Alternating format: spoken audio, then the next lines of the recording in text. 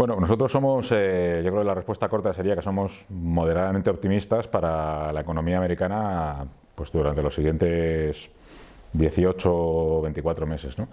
Ni éramos tan pesimistas como era mucha gente hace un año y un poco más, hablando del fin de ciclo de la economía americana, ni somos tan eufóricos o tan optimistas como otros piensan ahora que esto va a durar durante muchísimos más años, ¿no? Hay que poner un poco en contexto de dónde venimos. La economía americana ha salido de la peor crisis de su historia de prácticamente 100 años, desde el año 29, y a día de hoy pues las cosas funcionan. Las tres variables más importantes están ok. Por un lado, la economía crece, lleva creciendo durante unos años, no a ritmos exagerados, pero sí a unos ritmos consistentes. La economía está en pleno empleo, que es muy importante, y la inflación está controlada y crece de manera pues moderada y progresiva. En cuanto a las dudas que pudiera tener mucha gente acerca del fin de ciclo, es verdad que la economía lleva creciendo, como digo, durante mucho tiempo, pero si bien es verdad que la longitud de este crecimiento, es decir, los años en los que ha venido creciendo, es uno de los más largos de los últimos años, de las últimas décadas, la magnitud no ha sido tan importante. Si cogemos los datos de crecimiento anual del PIB de las últimas recuperaciones de la economía americana, esos datos nos arrojarían unos datos de media que vendrían creciendo durante como un 4% de crecimiento del PIB, mientras que esta vez, en estos 7 años de crecimiento, la media es del 2%. Es decir, todavía hay magnitud, hay posibilidades de crecimiento, hay espacio para el crecimiento. Además, es cierto que la llegada de Trump pues, ha supuesto un impulso para la economía americana. Lo que hay que ver es pues cuántas de sus medidas puede aplicar y cuándo, porque tampoco podrá aplicar todas a la vez. Con lo cual, el resumen es: somos moderadamente optimistas para la economía americana durante los siguientes 18 o 24 meses.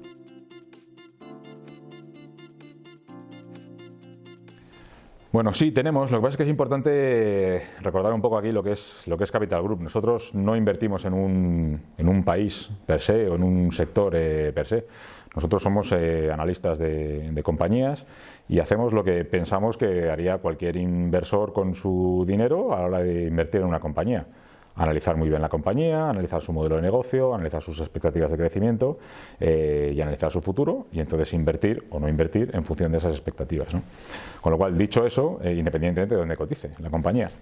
Dicho eso, la respuesta, si tenemos exposiciones a compañías españolas en nuestras carteras, la respuesta es sí. Y de hecho te voy a dar un dato más, un dato que puede que sorprenda a alguno de las personas que ven este vídeo. Nosotros, Capital Group, somos el segundo inversor más grande del IBEX 35. Y un ejemplo de qué es lo que hacemos, de que solo invertimos en las compañías que nos gustan, siendo el segundo inversor más grande del IBEX 35 desde hace ya muchos años, nosotros no invertimos en todas las compañías. De hecho, invertimos en menos de la mitad de las compañías del IBEX 35.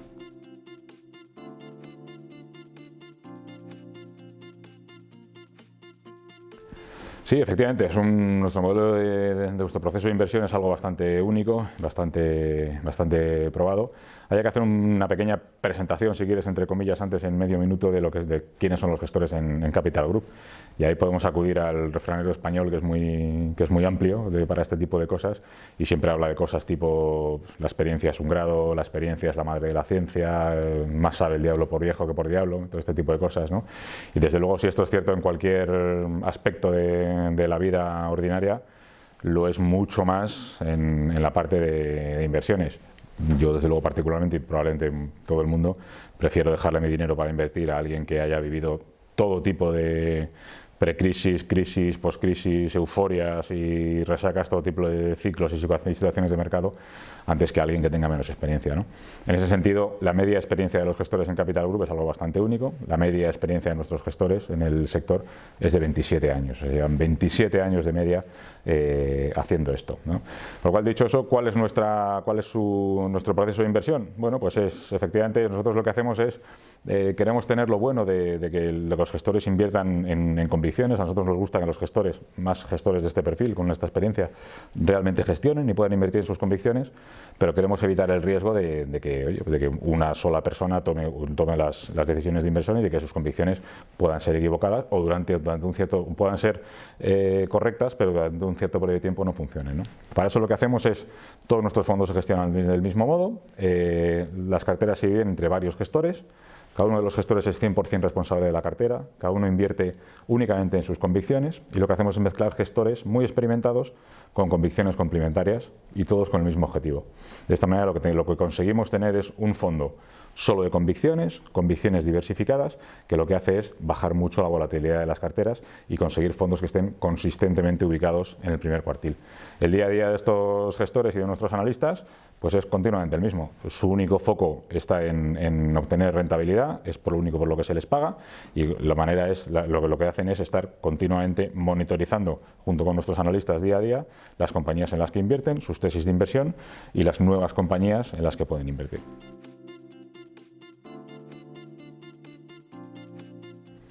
Bueno, el Active Share es un número que varía entre el 0 y el 100.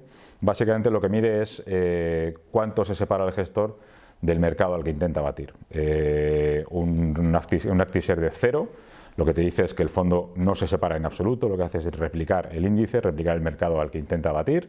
En un fondo con Active Share 0, en un fondo indexado, lo que el cliente tiene es exactamente las mismas compañías que tiene el índice, las buenas, las mediocres y las muy malas también, ¿no?